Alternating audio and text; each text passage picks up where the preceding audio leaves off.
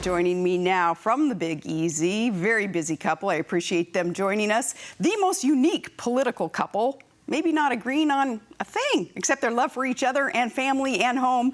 Sounds normal to me, though. The Ragin' Cajuns, Democrat strategist James Carville, and Republican strategist, the wise one, Mary Matalin. Thanks so much for being with us, and you made that big move from D.C. to New Orleans. How did you decide to do that? Well, Governor, it's an honor to hear your voice, be with you, see you. I saw you the other night. James probably turned up the sound. He loves looking at you. So thanks for all you're continuing to do. We got married here. We love it here. We wanted to move here. We wanted to raise our kids here. And James's family is in Baton Rouge. So we didn't know what we were sinking our teeth into right after Katrina, but it really is a man-made miracle. We're very proud of it. Very good. And we know that you got there at a tough time. And James, with a lot of your family roots being there and being in the area, what is it that you see today that proves, these signs that the city's back? Well, if you think about it, what's very different and unique about New Orleans is its culture. And it was very doubtful if we were going to maintain our culture. But I mean, our music, our food, our carnival crews, even our funerals, our architecture, our body of literature. And what I'm really pleased about, that we always have problems, but our culture today is probably stronger than it's ever been.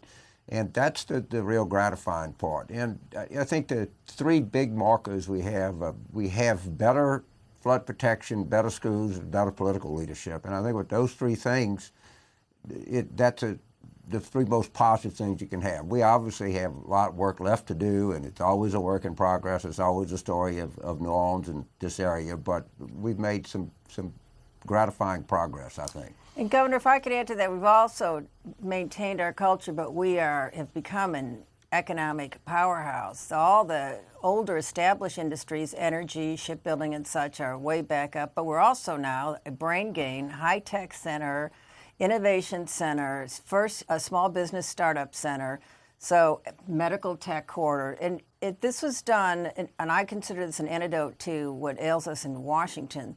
This was done with a combination of determined leadership and determined citizenry. And if we build it, they will come. Well, and so that industry infrastructure certainly being key to the rebirth there and the regrowth of New Orleans. How about the physical infrastructure? Is it sound? The levees? Can such damage ever occur again? I can answer that. It's better, but it's woefully inadequate. We're protected from a 100-year event, which I think means it's going to happen. If you live to be 50, it's probably going to happen in your lifetime if you do the math. But let me say this, it's better than what we had. And everybody agrees on that. And we can go forward from there. We have a massive infrastructure we're undergoing right now in terms of our street. Our drainage system is undergoing massive infrastructure. A lot of New Orleans is below sea level, so we have to pump the water out. That's undergoing stuff. One of the great heroic stories, the most important piece of infrastructure in the city is probably the Superdome, of which they got open in a year through some really amazing efforts on the part of people like Doug Thornton here and just a lot of other folks that got that job done. And that was a real part of the recovery here. And can I add, Governor, again, particularly to the friends on our side who said, why rebuild this city? The world's population, the global population, is on deltaic places. So we should, as the Dutch and others, we should learn, and we have learned, how to expert coastal restoration, deltaic protection, and the kinds of issues that plague the world. This is nothing we're not going to fight over the cause of it, but the fact that there are coastal issues around the globe that have to be dealt with, that we're learning how to and are exceeding at, is another success story. That's a great point. So this is, an education process really for the rest of the world and how you do rebuild and protect a locale. Speaking of education, we love to hear about that education revolution there with local control and school choice. And I know that you're big into education with your own daughters there. How has that contributed to this city's rebirth and any city's rebirth? Well, go ahead. Yeah, I think that our schools are demonstrably better. It's kind of a complicated story. It doesn't do a lot of good to get into the entire history of it, but many of the structural changes in the school system in New Orleans took place prior to August of 2005.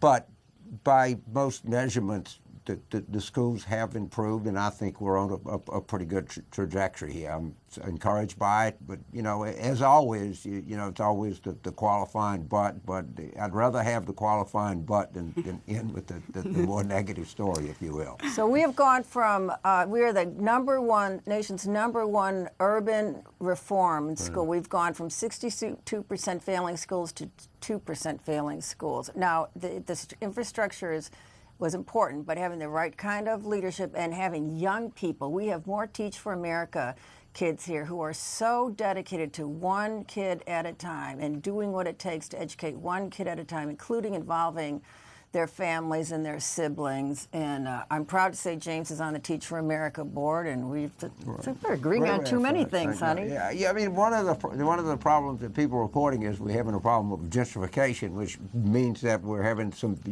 affluent, particularly younger people moving into neighborhoods that are driving rents up, which is a problem in a lot of urban areas, and San Francisco being ground zero. But as Richard Campanella, the preeminent geographer of New Orleans, maybe the best urban geographer in the country, said, who would have thought 8 years ago that we would have this problem? I mean, I think the problem that we're experiencing here is, affordable housing for some of our less fortunate people, and it's something that we have to work on. But the idea that we got these young, talented people moving in the city I think is a sign of our vibrancy. Absolutely. And I know that both of you, though, have been very influential in that education revolution. I'm sure it's greatly appreciated, especially in that area. I wish we had more time, because I'd love to get in some politicking here. You guys are so unique. You're so interesting. And let me tell you, too, Mary, I am a big fan. James, you won't remember this, but I stalked you down in an airport once. I recognized the back of your bald head. I saw you and your husband Todd in the airport. I remember it very well. You were down here for the Blanchett conference. That's right. So I tapped your shoulder, and you granted me just the nicest conversation there that any stalker could wish for, and I thank you. So I got to ask,